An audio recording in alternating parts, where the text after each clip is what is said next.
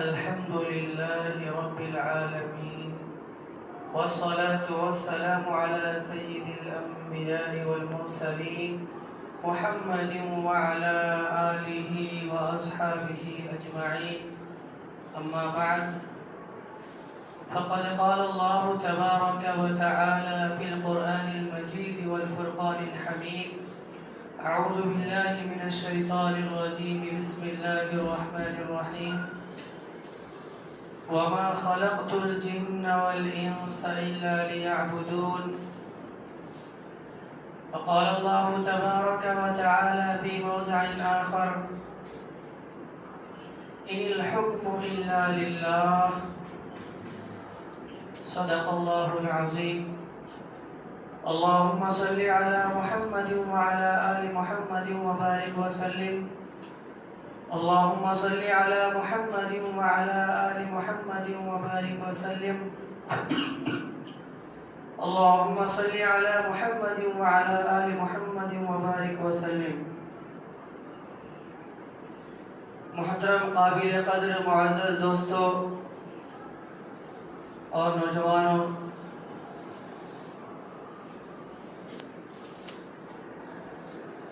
آج کا جو موضوع ہے انشاءاللہ العزیز اللہ رب العزت والجلال کا حکم اور اللہ تبارک و تعالی کے حکم کی اہمیت اور حقوق العباد کی اہمیت.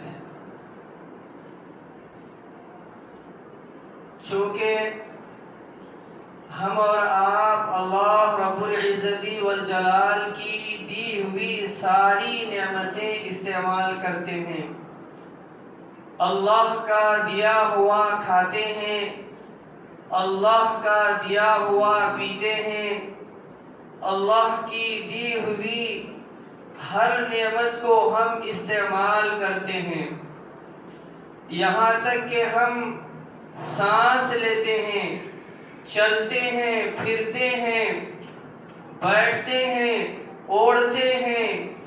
ہر چیز دنیا کی جو ہم استعمال کرتے ہیں یہ اللہ رب العزت والجلال کی طرف سے نعمت ہے. تو اللہ تبارک و تعالی کا جب اتنا بڑا احسان ہم پر ہے کہ جب ہم کچھ نہیں تھے تو اللہ تبارک و تعالیٰ نے ہمیں اشرف المخلوقات بنا کر دنیا میں بھیجا. پھر ساتھ میں اللہ تعالیٰ نے اپنے کلام مجید میں ارشاد فرمایا: لَقَدْ خَلَقْنَا الْإِنسَانَ فِي أَحْسَنِ تَقْوِيمٍ.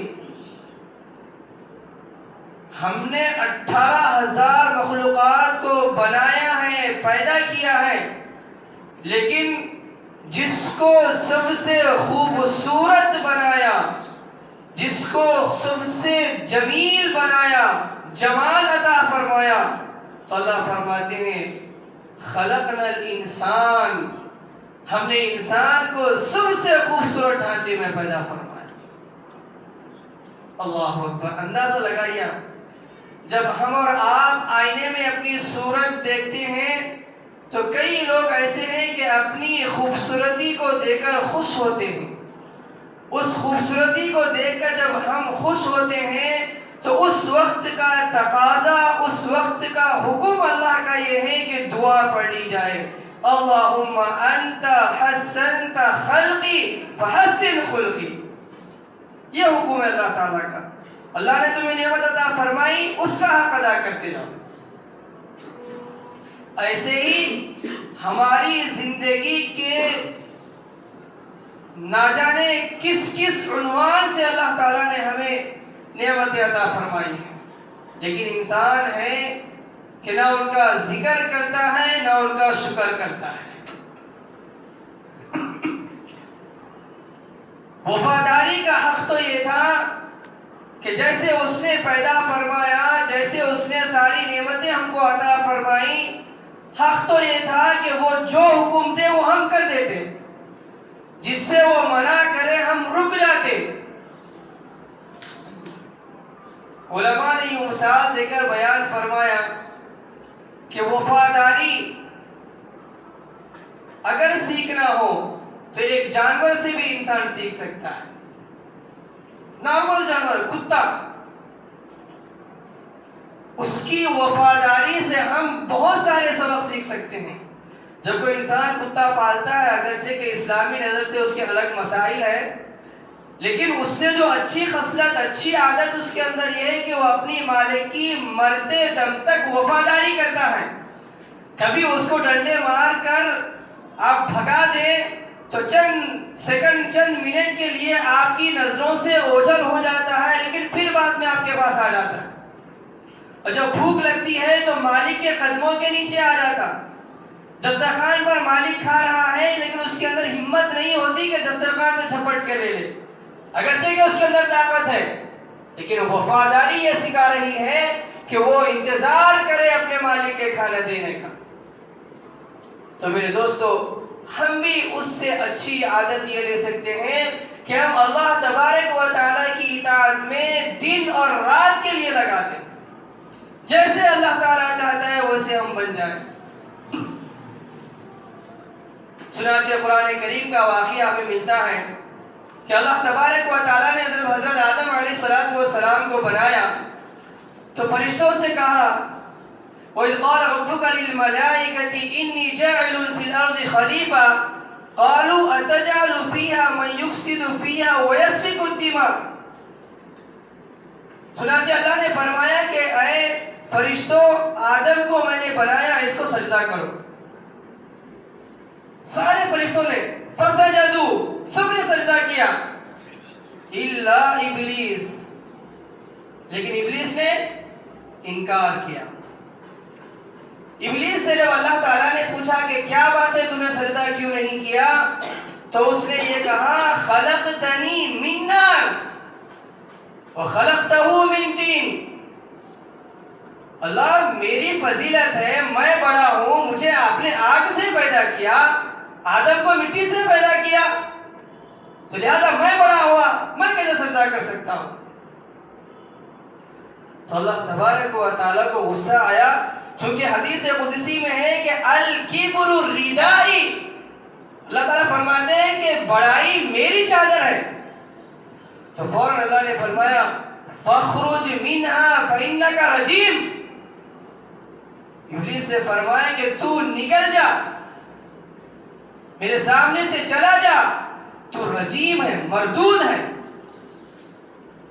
پھر اللہ نے اسی پر بس نہیں کیا، بلکہ آگے فرمایا وَإِنَّ عَلَيْكَ لَعْنَتِي إِلَى يَوْمِ الدِّينِ. ابلیس پر اس وقت تک لعنت ہوگی جس وقت قیامت قائم ہوگی. یوم الدین، قیامت تک اس پر لعنت اللہ تعالیٰ کی برستے رہے گی. تو پتہ یہ چلا کہ جس کام کو، جس حکم کو ماننا، وہ صفت حضرت آدم علیہ السلام کی ہے، وہ صفت حضرت انسان کی ہے. اور کسی بات کی تعویلات کرنا، الگ الگ اس میں باتوں کو نکالنا، یہ تعویلات شیطان کے کام ہیں. شیطان نے بھی انکار نہیں کیا، بلکہ تعویل کیا کہ میں بڑا ہوں، میں افضل ہوں. تو آج ہمارا بھی ماحول کچھ ایسے ہی، ہمارے کام شیطانی کام چل رہے ہیں. کسی کام کو اللہ تبارک و تعالیٰ نے آپ پر سونپ دیا، تو آپ کو جب وہ کام نہ ہونے پائے، آپ نہ کر سکیں، تو آپ تعویلات کرتے ہیں.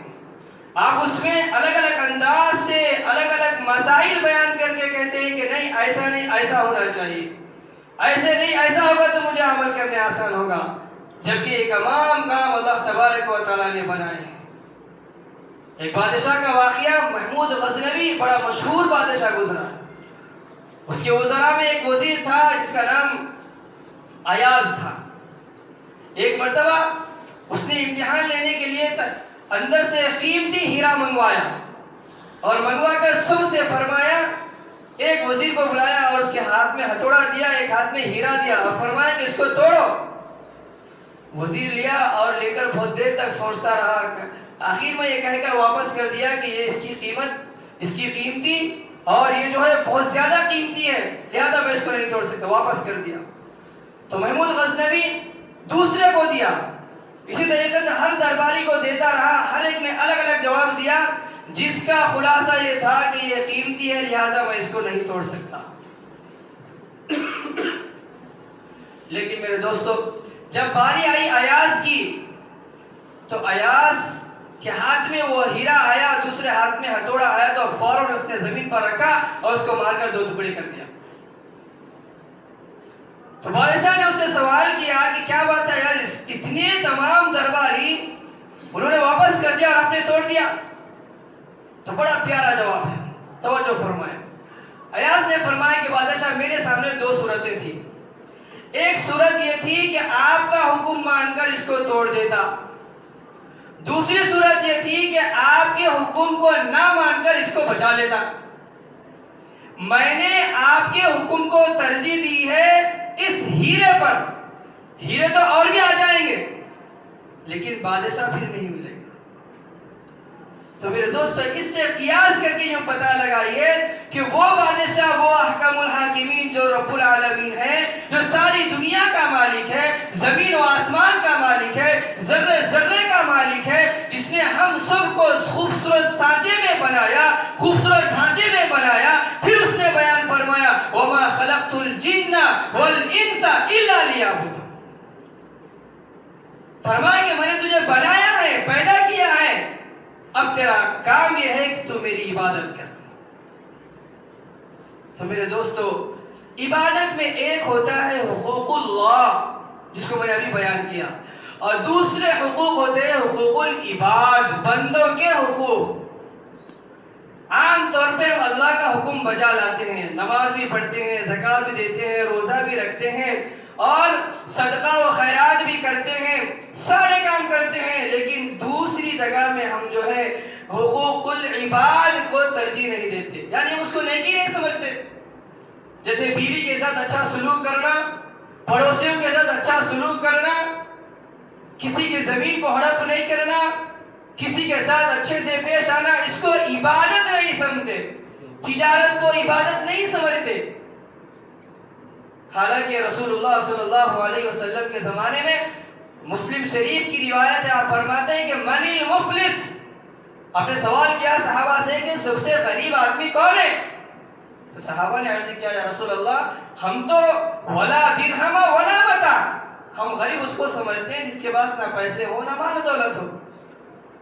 تو پیارے آقا علیہ الصلوۃ والسلام نے فرمایا، بڑی لمبی حدیث ہے، میں مختصر آپ کو پیش کرتا ہوں، میری امت کا غریب آدمی وہ ہے جو بہت ساری عبادت کر کے آئے گا، نمازوں کی لمبی فہرست ہوگی، زکوٰۃ ہر مرتبہ ادا کرے گا، حج بھی ادا کرے گا، سارے نیک کام وہ کرتا ہوگا، لیکن آگے فرمایا قد شتم ھذا، وہ کسی کو گالی دیا ہوگا، وقذف ھذا، کسی پر تہمت لگائی ہوگی، وَأَكَلَ مَالَ ھذا، کسی کا مال ہڑپ کر دیا ہوگا، اور کسی کو گالی گلوچ دیا ہوگا، تہمت لگائی ہوگی، یعنی نیک کاموں کی فہرست ہوگی لیکن ساتھ میں معاملات حقوق العباد میں وہ صحیح نہیں ہوگا۔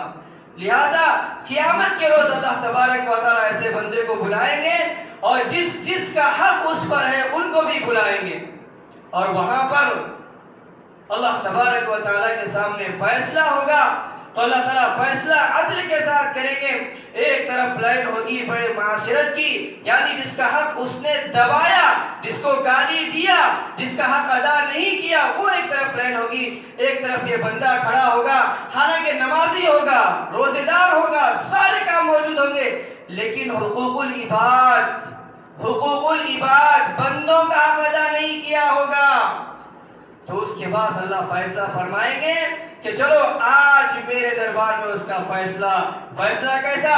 وہاں پر تو کوئی چیز ہے نہیں، نہ پیسے نہ مال و دولت، کوئی چیز نہیں، زمین وغیرہ، وہاں پر صرف 2 چیزیں ہوں گی، انسان کے پاس نیک اعمال یا برے اعمال۔ لہذا اللہ فرمائیں گے کہ میرے سامنے فیصلہ، اس کے نیکیاں، کسی پر تہمت لگائی ہوگی تو اس کو نیکیاں اس کی دے دی جائے گی، کسی کا مال ہڑپ کیا ہوگا اس کی نیکیاں اس کو دے دی جائے گی، حدیث میں آتا ہے، راوی کہتے ہیں کہ ایسا ہوگا کہ اس کے سارے نیکیاں لوگ ایک کے بعد دیگر لیتے جائیں گے، لیکن وہ لائن ختم نہیں ہوگی، لیکن اس بندے کے نیکیاں ختم ہو جائیں گی. اس کے نماز، روزہ، زکوٰۃ، حج، صدقہ، سارے نیکیاں ختم ہو جائے گی، لیکن ابھی لائن باقی ہوگی. تو لہٰذا اللہ تعالیٰ فرمائیں گے کہ سب سے بڑا انصاف کرنے والا میں ہوں، تو لہٰذا اب جو بندوں کی لائن کھڑی ہوئی ہیں، نیکیاں ختم، تو ان کی برائیاں، ان کے گناہوں کو اس بندے پر دے دیا جائے گا. تھوڑی دیر پہلے نیک کام کرنے والا، نمازی، متقی، پرہیزگار تھا، لیکن جب تھوڑی دیر کے بعد فیصلہ ہوا تو سارے لوگوں کے گناہ اس پر آ گئے. تو لہٰذا فیصلہ اس کا جنت میں ہوتے ہوتے جہنم میں اس کا فیصلہ ہو جائے گا، اور فرشتوں کو حکم ہوگا کہ اس کے منہ کے بل گھسیٹ کر اس کو جہنم میں پھینک دیا جائے. تو میرے دوستو، آج کے لیے 2 پیغام ہیں آج کے جمعہ کے لیے. پہلا پیغام اللہ تبارک و تعالیٰ کا احکام. دوسرا پیغام حقوق العباد کی ادائیگی. حقوق اللہ، قرآن کی تلاوت، روزہ، نماز، زکوٰۃ، سارے نیک عمل. تو اسی طریقے سے حقوق العباد، دوست کا حق، بیوی کا حق، شوہر کا حق، بھائی کا حق، ماموں کا حق، چچا کا حق، پڑوسی کا حق، یہ سارے معاملات کا حق، سارے رشتہ داروں کا حقوق ادا کرتے رہنا، اس کو کہتے ہیں حقوق العباد. اب جیسے مثلا نماز ہم کبھی نہیں پڑھے، اگر جگہ پڑھنا ہے، کبھی نہیں پڑھے، بھول گئے، تو ہم اس کی قضا کر لیتے ہیں، اس کی معافی تلافی ہے. لیکن اگر کسی بندے سے ہم نے رنجش رکھی، عداوت رکھی، دشمنی رکھی، خدا نہ خواستہ اس سے معافی تلافی ہونے سے پہلے اس کا انتقال ہو گیا، اس کا بڑا مسئلہ ہے علماء کے پاس.